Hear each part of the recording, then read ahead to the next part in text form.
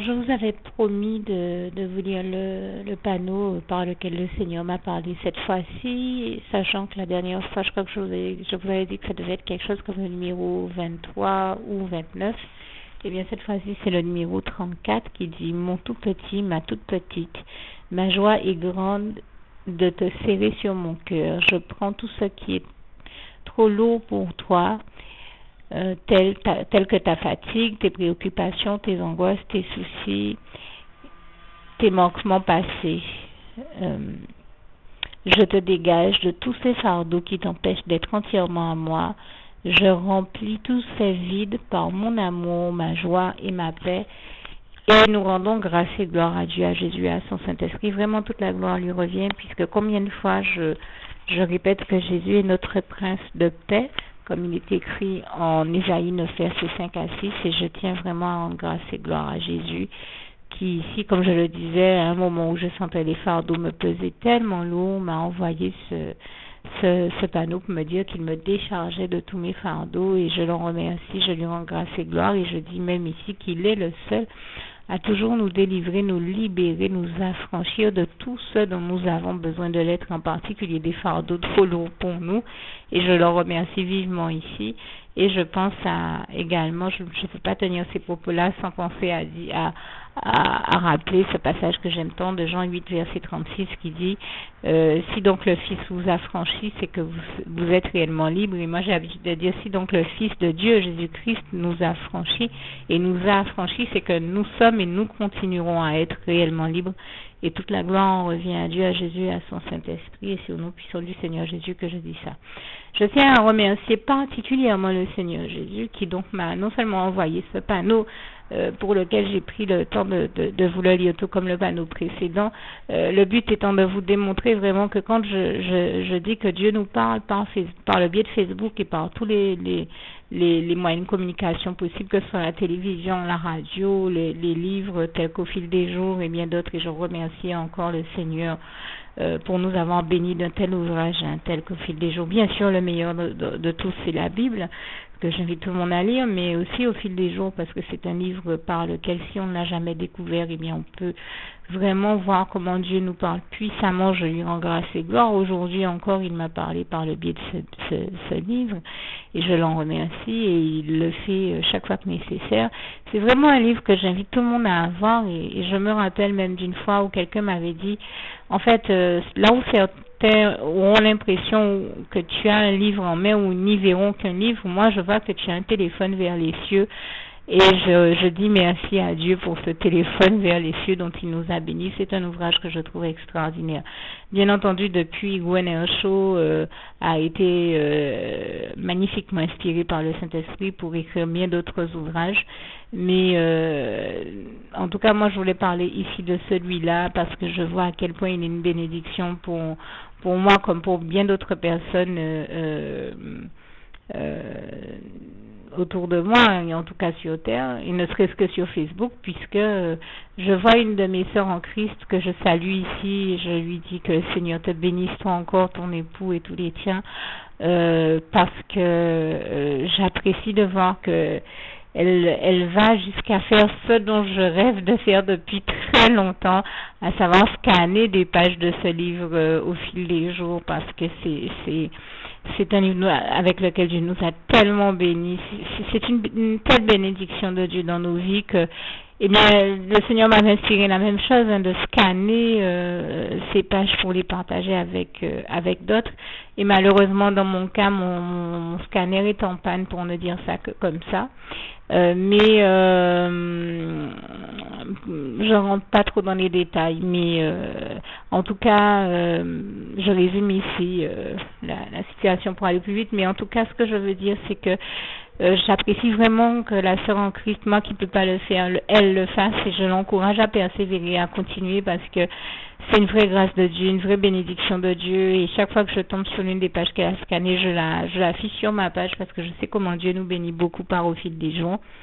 Je ne m'attendais pas nécessairement à parler de cette question-là ici, mais je tiens en tout cas à remercier Dieu, parce que s'il y en a qui disent que Dieu ne parle plus, ou ou ne fait plus de miracles, eh bien, nous sommes là, nous, ses enfants, pour témoigner de sa gloire, pour dire comment nous continuons à être émerveillés par la splendeur glorieuse de son règne, comme il est écrit dans le psaume 145, versets 8 à 21, et pour lui dire merci, parce qu'il nous parle vraiment par tous les biais de tous les biais possibles et de toutes les manières possibles et imaginables. Vraiment, je lui rends grâce et gloire. Ça dépasse même notre entendement et nos attentes. Il nous bénit, il nous comble au-delà même de nos attentes. Et je tenais à le remercier ici et à lui rendre grâce et gloire pour cela.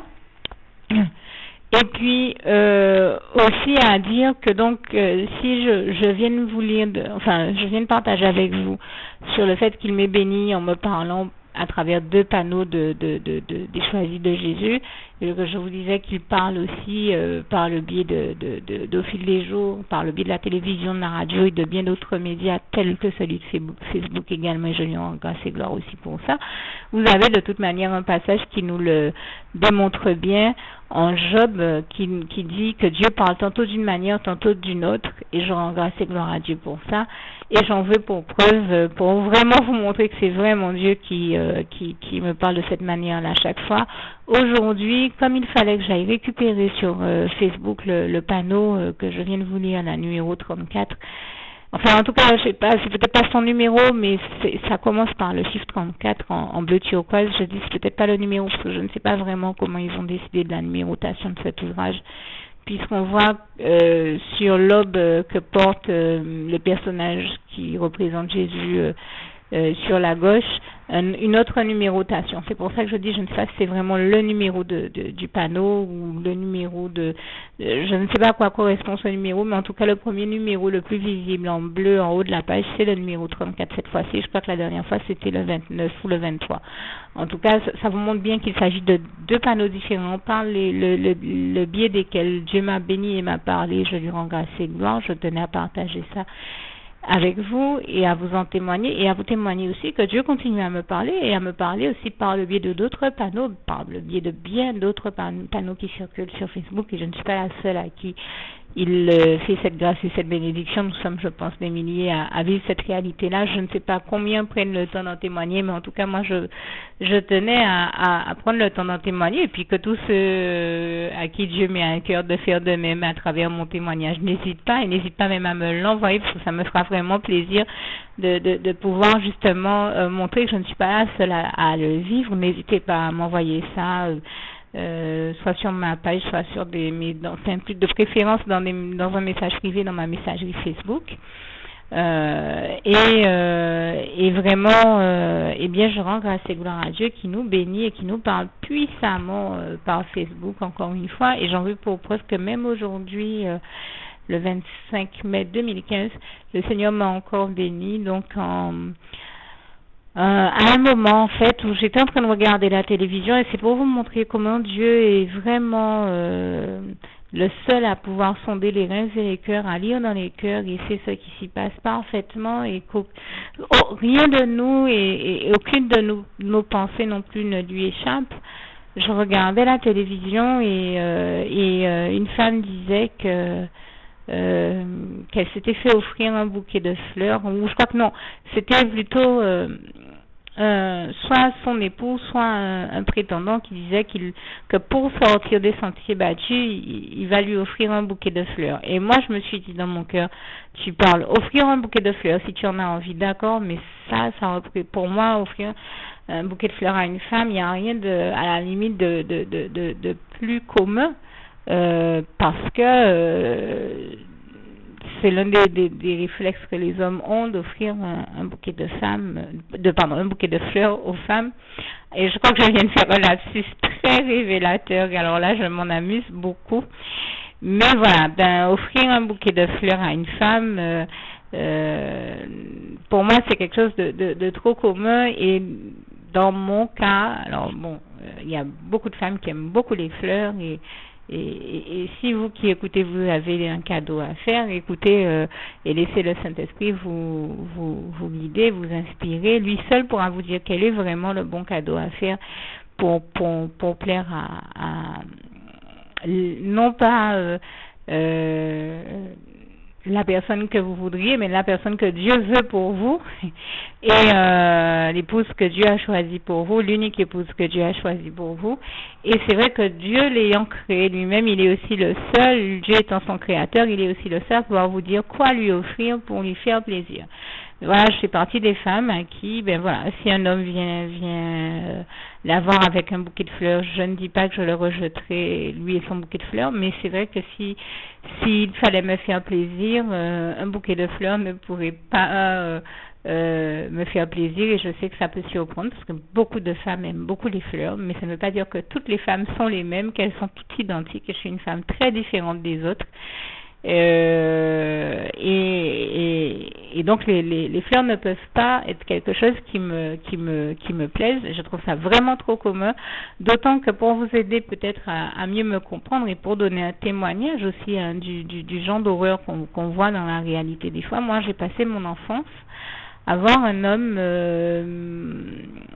sous mes yeux, passer son temps, je peux même préciser que c'était un homme de ma famille, un membre de ma famille, passer son temps à offrir à son épouse un bouquet de fleurs et de roses rouges même, je vais être précise, chaque samedi matin. Je le voyais faire ce cinéma-là, je savais qu'il lui offrait des fleurs chaque samedi matin. Quand je ne le voyais pas le faire, je l'entendais en parler ou j'entendais sa femme en parler, qui bien entendu prenait comme je ne sais pas moi, comme quelque chose de très beau, et ça la touchait bien entendu, mais en fait cet homme-là faisait ça, avait cette habitude-là, et voilà, j'ai failli dire ce rituel-là, mais pour moi c'est un rituel très malsain, dans la mesure où il n'a rien fait d'autre que de passer sa vie à lui offrir des roses rouges le samedi matin, mais il ne lui a jamais été fidèle. Et c'est en ce sens que je dis, je préfère qu'un homme ne m'offre rien du tout, mais qu'il soit fidèle. Pas mon moyen rien plutôt. Là je parle encore, vraiment je préfère qu'il ne me donne rien plutôt, mais qu'il soit sincère et fidèle avec moi. Je n'ai jamais été matérialiste, donc je suis une femme qui peut très bien se passer de fleurs, de bijoux. Voilà, encore un autre, dans le même film, on parlait d'offrir des bijoux à une femme. Voilà, je suis une femme à qui offrir des fleurs ou des bijoux, ça ne peut pas la toucher parce que Dieu a fait de moi une créatrice de bijoux, donc j'ai la sensation d'avoir vraiment tous les bijoux qu'il me faut. Pareil, je dirais pas non à un beau bouquet de fleurs ou à une parure de bijoux. Je vais pas être désagréable ou incorrecte. J'ai reçu une éducation, je suis polie. Mais s'il faut vraiment me faire plaisir, franchement, ça va pas être ces choses-là. Et d'autant que je suis pas matérialiste du tout. Je crois que je vais préférer un homme sincère, même s'il a les mains vides, mais sincère et plein de tendresse qu'un homme qui vient se ramener avec ces choses-là. Et donc, j'étais en train de me faire cette réflexion-là dans mon cœur. Quand j'ai allumé Facebook, puisqu'il fallait que je récupère le panneau pour vous le lire, et sur quoi je tombe, au moment où j'allume Facebook, le Seigneur m'a encore fait un petit clin d'œil, un petit coucou pour me montrer qu'il a entendu mon cœur et qu'il sait très bien ce que j'étais en train de penser. Et bien, il a mis au cœur de quelqu'un d'afficher un panneau qui dit, c'est un panneau, je crois, de Santé Plus Magazine, qui dit: le plus beau cadeau qu'un homme puisse faire à sa femme est de lui offrir son temps, son attention et tout son amour. Et vraiment, je rends grâce et gloire à Dieu, à Jésus, à son Saint-Esprit. Le Seigneur m'a montré par là qu'il venait d'entendre ce que je me disais dans mon cœur. Et je me disais, voilà, je préfère même qu'un homme, voilà, la chose la plus importante pour moi, c'est sa présence, ses petites attentions, son amour, plutôt que de le voir arriver les bras chargés de cadeaux et qu'il offre des cadeaux qui en réalité ne peuvent pas remplacer une sincère affection, un amour réel et sincère et véritable. Donc c'est en ce sens-là que j'ai eu cette pensée-là, non pas en me disant, comme je vous disais, non pas parce que je suis une espèce de teigne qui n'accepterait pas les cadeaux qu'on peut lui faire, pas du tout dans ce sens-là, mais dans le sens où, premièrement, si on veut être original, je crois qu'il faut en effet sortir des sentiers battus et ne pas offrir des cadeaux aussi communs. ceci dit, il peut arriver qu'on offre de très belles fleurs ou une très belle parure de bijoux, là aussi. Je veux dire, ça peut faire son effet, mais tout dépend de à qui vous offrez ces choses-là et à quelle femme. Mais si vous êtes un homme chrétien qui veut faire plaisir à l'épouse que Dieu lui a choisie, laissez Dieu, Jésus et son Saint-Esprit vous inspirer. La réponse du Saint-Esprit peut être totalement surprenante et c'est ça que j'aime avec le Saint-Esprit. Je l'en remercie ici, merveilleux Saint-Esprit d'amour. Je t'aime, je lui rends grâce et gloire. Parce que très souvent, il nous dit quelles sont les bonnes choses à faire. Alors au début, on est un petit peu désarçonné, j'ai envie de dire, on est toujours surpris parce qu'on se dit mais est-ce que c'est bien le Saint-Esprit qui me dit de faire une chose pareille? Mais ça peut vous arriver que le Saint-Esprit vous invite à vous inspire d'offrir quelque chose à quelqu'un qui soit pas du tout ce à quoi vous seriez imaginé. Mais je lui rends grâce et gloire parce qu'il nous inspire toujours la bonne chose à faire. Et la bonne chose à faire n'est pas toujours celle que l'on s'imagine ou que l'on pense être la bonne. Voilà pourquoi il faut vraiment écouter ce que nous dit Dieu par la voix de son Saint-Esprit et nous laisser guider par lui parce que Dieu a toujours raison. Et comme disait un frère en Christ, Dieu a toujours tellement raison. Et je lui rends vraiment grâce et gloire. Et nous avons tellement besoin de Dieu, de Jésus et de son Saint-Esprit. Et nous avons tellement besoin, comme disait quelqu'un il n'y a pas longtemps, de sa guidance. Nous avons tellement besoin qu'il nous guide. Nous avons tellement besoin qu'il nous inspire les bonnes choses à faire et non pas celles que nous pensons être les bonnes. Et je rends vraiment grâce et gloire à Dieu. Et j'ai envie de vous dire, laissez-vous, comme le Seigneur m'a inspiré de le faire, de l'écrire l'autre jour sur un panneau, laissez-vous guider, inspiré par le Saint-Esprit. Lui seul sait comment nous guider au mieux. Et vous avez même des chrétiens qui ont l'habitude de dire que le Saint-Esprit est le meilleur de tous les GPS qui soient. En tout cas, moi je peux dire qu'il est le meilleur de tous les guides, le meilleur de tous les instructeurs, de tous les professeurs, il est le servant de donner les meilleures inspirations et je lui rends grâce et gloire pour cette réalité-là. Donc laissez Dieu faire dans vos vies, laissez-le vous conduire au bonheur, vous et celle que vous aimez. Vous verrez, vous et celle que vous aimez, l'épouse que Dieu vous a choisie ou celui que Dieu vous a choisi, l'époux que Dieu vous a choisi.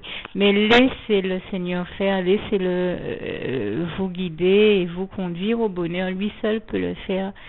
Et je tenais ici à lui rendre grâce et gloire. Vraiment, toute la gloire en revient à Dieu, à Jésus, à son Saint-Esprit. Merci Seigneur, je t'aime et nous t'aimons, nous tous tes enfants. Juste une petite précision pour tous ceux qui ne sont pas encore, qui n'ont pas encore choisi la meilleure des options qui soit, qui est celle d'aller se placer, de faire le choix à soi-même, d'aller se placer dans les bras d'amour de Jésus-Christ pour se mettre à l'abri de ce monde cruel. Eh bien, je partage avec vous la prière par le biais de laquelle on y accède. Et commence par vous rappeler également ce passage de Jean 14 verset 6 où il est écrit que Jésus-Christ est le chemin, la vérité et la vie. Nul ne vient au Père, Dieu, sans passer par le Fils Jésus-Christ, bien sûr. Je le dis à ma manière, vous regarderez comme il est actuellement écrit dans vos Bibles là encore.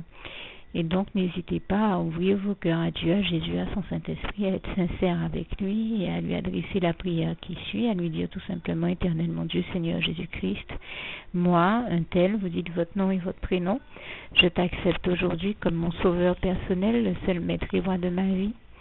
Je remets toute ma vie entre tes mains puisqu'elle t'appartient, Éternel mon Dieu, puisque tu l'as créée, cette vie. Donc tu en es donc le seul maître et propriétaire comme de tout ce qui existe dans tout l'univers. Je remets donc toute ma vie entre tes mains, je te la donne. Merci, Éternel mon Dieu, aussi de permettre que cette vie que tu m'as donnée continue à être à ta gloire et que je continue à te servir, à t'appartenir pour l'éternité, d'éternité en éternité. Merci aussi, Seigneur, de faire que je continue donc à te servir et à t'appartenir pour l'éternité, d'éternité en éternité. Et aussi, Seigneur, de m'accorder la grâce de ton pardon et de ta miséricorde pour tous les péchés que j'ai commis tout au long de ma vie, jusqu'à la date d'aujourd'hui incluse. Et c'est au nom puissant du Seigneur Jésus-Christ que j'ai fait cette prière. Et à vous tous qui avez fait cette prière, je vous dis que Dieu vous bénisse abondamment, puissamment, richement. Et surtout, n'hésitez pas à la partager avec tous vos proches et contacts, amis, membres de vos familles, collègues, bien-aimés, tous ceux que vous aimez et surtout tous ceux à qui Dieu vous mettra à cœur, avec qui Dieu vous mettra à cœur de la partager. Et comme j'aime à le dire, si vous n'avez pas encore pris le temps de faire cette prière, comprenez bien que voilà, ça ne vous coûte rien de la faire, c'est gratuit, c'est indolore, et que voilà, vous n'êtes pas obligé de me croire, mais moi il m'est arrivé tout comme vous de devoir faire cette prière un jour dans ma vie, et quand on m'a proposé de la faire, je me suis dit, et si c'était vrai, et si c'était vraiment Dieu qui, par ce biais-là, m'appelait à lui et me demandait de lui donner ma vie, de l'accepter, c'était Jésus qui était en train de vraiment me tendre la main et qui était en train de me demander de l'accepter comme mon sauveur personnel, je ne pourrais pas passer à côté de l'occasion de lui dire oui, parce qu'il faut aussi que je reste ouverte à ce que Dieu peut avoir à me dire. Il faut que je garde mon cœur et mon intellect ouvert à ce que Dieu peut avoir à me dire. Donc je me suis dit, je ne peux pas courir le risque de passer à côté de mon éternité, de passer à côté des meilleures choses de la vie, surtout si le maître et créateur de la vie m'appelle et cherche à me sauver. Pour être sauvé, il faut bien que je lui dise oui, que je souhaite qu'il me sauve. Oui, Seigneur Jésus-Christ, je t'accepte comme mon sauveur personnel. Et c'est le sens de cette prière. Et comme je dis, elle ne nous coûte rien à faire. Et puis surtout, moi je vous dis, du jour où je l'ai faite, j'ai vu Jésus changer ma vie en mieux sur tous les plans. Et donc je crois que ça ne vous coûte rien, ça ne vous coûte rien vous non plus de la faire et puis d'expérimenter, de regarder comment les choses vont se dérouler dans votre vie, de regarder Jésus changer votre vie en mieux, à vous aussi.